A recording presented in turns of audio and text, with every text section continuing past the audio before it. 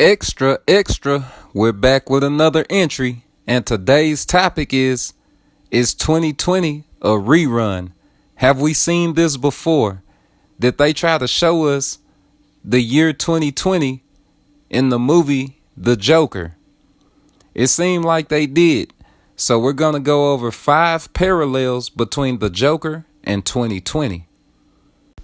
Over here at Jaundice Journal, we roll up our sleeves and dig into the topic of predictive programming from time to time. If you haven't already or you're new to the channel, go check out the previous video, COVID Foul Play. It's cool. Decisions. Where to begin? Oh, politicians. I'm not familiar with how long Donald Trump has been considered a fascist by the North American people. Maybe you could let me in on that. But the Washington Post asked a question, and they asked it on June 3rd, 2020, and the question reads, is it time to call Donald Trump the F word? Fascist, that is.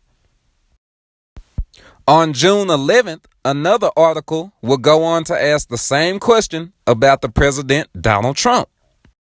Predating those questions and articles, a man by the name of Ron Whedon would tweet this on the 1st of June, 2020. The fascist speech Donald Trump just delivered verged on a declaration of war against American citizens. I fear for our country tonight and will not stop defending America against Trump's assault. So now we understand that people consider Trump a fascist. The movie Joker has its own politician by the name of Thomas Wayne. Yes, you're right. You've guessed it. It's Batman's father. He wants to be the mayor of Gotham City. But let's go into the similarities between him and Donald Trump. If you look at the reddish sign that the clown is holding, it says fascist Wayne is to whatever it says at the bottom. Wayne is considered a fascist because he called the poor people of Gotham City clowns, just like Donald Trump said whatever he said about the North American people.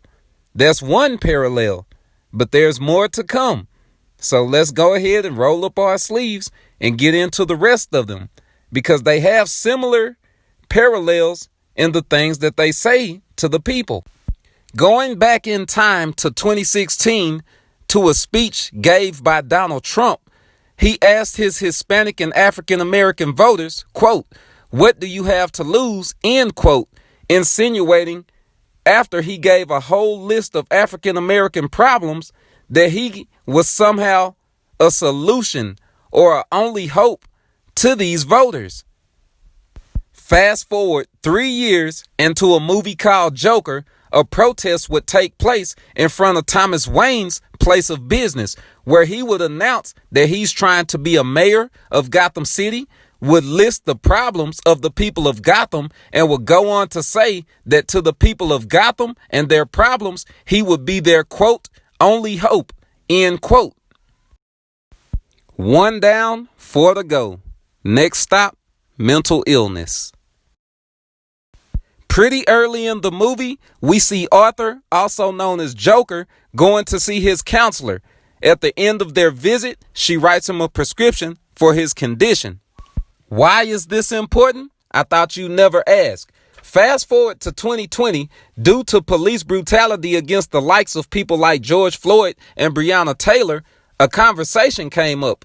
The topic was defunding the police and law enforcement in Minneapolis. Where would that money go? It would go into social services for mental health, because that's one of the things that law enforcement respond to first. During a second visit with his counselor, Arthur, also known as Joker, would be told that he would have trouble getting his medication from here on out and that there would be no more visits. Why? Because the city cut the counselor's funding. She couldn't help him out anymore. She also told him that people don't care about the likes of her or the likes of mentally ill people like Arthur, also known as Joker. In response to defunding law enforcement, Donald Trump said he wasn't having it. That's just to paraphrase. He said he was going to make sure the police were being more trained and have the best guns, cars, and equipment. with that money that went to law enforcement. So the counselor in the movie was right. Donald Trump doesn't care about people with mental illnesses. He said he would confront healthcare disparities in communities of color. But what if he just decided to flip the switch and shut off the funding? Stop funding social services for people with healthcare disparities. There would be no more help for people with mental illnesses. Leaving the previous parallels of mental illnesses and politicians, let's get on to our third one, shall we? We'll call this one New and Unheard of Creatures. We can see that the movie Joker came out in 2019, but let's read the title and the caption to this article. It says, throughout the film Joker 2019, observant viewers can spot the so-called super rats that were established at the very beginning of the film.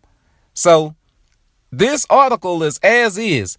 This red arrow, I didn't even put that in the video. It's just indicating a big old super rat right there. But what changed in 2020 that was weird that you maybe never heard of? Let's see, shall we? An article from May 18th, 2020 reads as follows. So-called murder hornet spotted in the United States. Now, I might be crazy or ignorant or just living under a rock, but just like we hear about grasshoppers and locusts in Arabia and in Africa, wouldn't we hear about a murder hornet in China or something like that? Wouldn't that make the news in the age of information? I think it would. Wouldn't you? But if it doesn't, and if it wouldn't, is Joker in 2019 getting us ready for the murder hornet?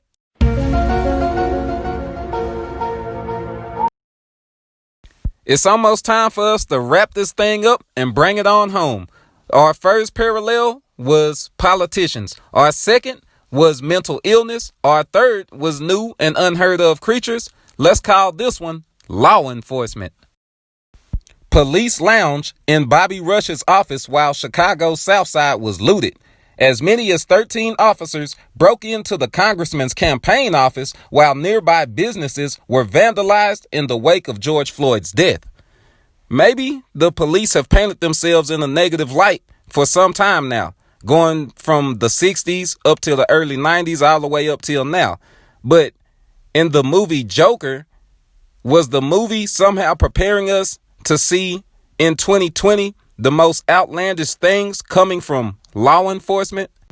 My observation of the movie Joker and scenes like this one led me to believe that in 2019 we were being conditioned to see an uprising of the North American people against corrupt cops and law enforcement of North America. The police pursued Arthur, also known as Joker, in this scene. They go onto a subway train where angry protesters are. Guns are waved around by the corrupt cops, and an unarmed protester is then shot, opening Pandora's box. This results in the protesters beating the police officer senseless as Arthur, also known as Joker, walks away with a huge smile. I believe we were being conditioned in 2019 to see North American people take action against police brutality in 2020. Are the people of North America fighting back in 2020 as you've never seen them before? I would think so. This is an image of a police precinct boarded up by the police themselves because protesters hijacked the Black Lives Matter message, so to speak, and put their foot down. They said this is Chaz, Capitol Hill Autonomous Zone. We don't have police here. We don't have police at their own precinct here. And if you want to get in this area, we're going to have some type of confrontation or some type of standoff. And that's just what we've saw. Let's recap all of the parallels up till this time. First, we had politicians. Next, we had mental illness. Third, we had new and unseen creatures. Fourth, we had law enforcement. We'll call this one protest. What starts these massive protests in cinema and these massive protests nationwide in 2020. You bet your bottom dollar it's murder. In the movie, these three guys were rich and they worked for the politician Thomas Wayne on Wall Street. Cinematically, this plays out as the poor killing the rich. Fast forward to 2020, nationwide protests will be sparked by an unarmed black man's death at the hands of white supremacist police officers that would kneel on his neck for over 7 minutes as he said he couldn't breathe. That about does it for my 5 parallels between the movie Joker and the year 2020, between the Super Rats and the Murder Hornets, between Thomas Wayne and Donald J. Trump. You've seen everything that I've observed because I wasn't in a docile state. Well, this is the part of the entry where we part ways. Don't forget to leave me a comment because I value you guys' opinion. Were you able to connect the dots? Did you like the way things stood out to me and I presented them in today's entry? If you did, hit the like button. If you want others not to be in a docile state and to be able to point out parallels and when they watch media, hit the share button. I don't mind. If you haven't already, subscribe. Until next time, peace.